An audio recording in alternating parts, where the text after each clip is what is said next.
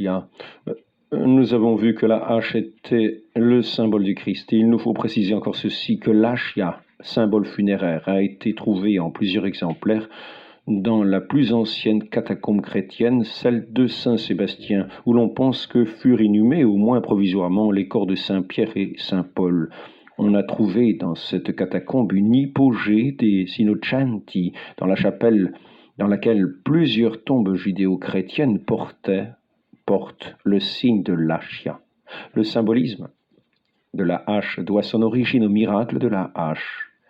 Il est dit au livre des rois que lorsqu'Élie fut enlevé au ciel et qu'il eut rejeté son manteau sur Élisée, les fils des prophètes demandèrent à ce dernier de faire construire un bâtiment à l'emplacement même de son enlèvement. Ils partirent avec des haches pour couper du bois sur les bords du Jourdain. L'un d'eux laissa échapper sa hache qui fut emportée par le courant.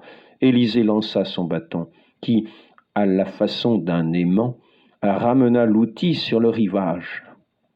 Ainsi le disciple a perdu l'instrument de son salut, et il lui fut rendu par le bois de la croix, ici le bâton du prophète.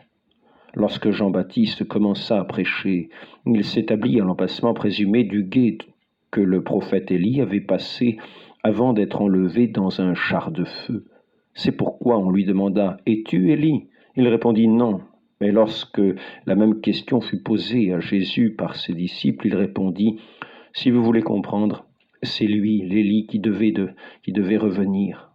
Que celui qui a des oreilles entende. » C'est pourquoi Jean-Baptiste s'était établi sur les bords du fleuve, face à Jéricho.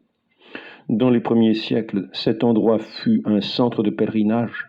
Les foules venaient vénérer l'emplacement où Jésus fut baptisé. On y éleva des sanctuaires, des monastères. L'un d'eux, appelé Karl Yod, château des Juifs, était appelé par les chrétiens couvent de Saint Jean-Baptiste. Il n'en reste que des ruines. Les pèlerins allaient se baigner au gué du Jourdain pour renouveler leur baptême, probablement le Beta Bara, lieu du passage où Jean baptisait.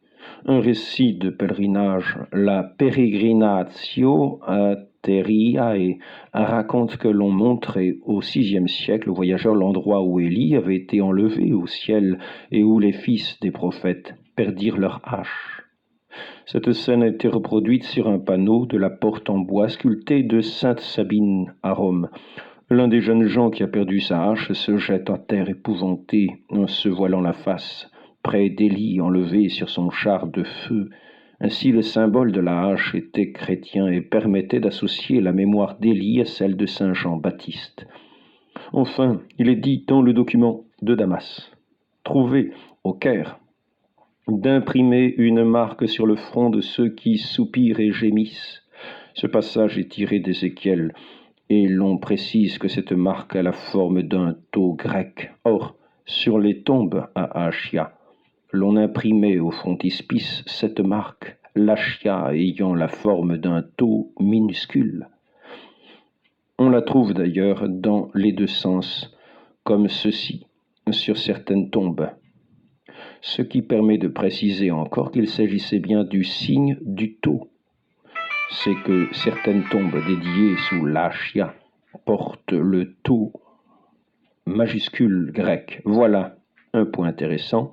Pour être sauvé, il fallait que la marque sur le front, ispice, fût manifeste, d'où l'on voit que la formule symbolique avait été prise au pied de la lettre.